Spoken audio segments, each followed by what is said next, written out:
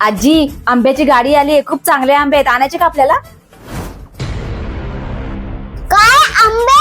मजा की आणखी माळ्याच्या विचळ्याचं काय आहे? जा आण. काय आणू? द्या ना आजी पैसे मग. आता पैसे पण मीच देऊ?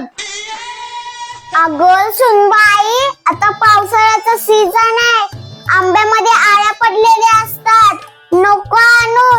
काय? सारखं पैसे पैसे, इथे काय माझ्याकडे पैशांचं झाड लागले काय लगेच काढून द्यायला? स्वतःचा 1 रुपया सुद्धा खर्च करत नाही.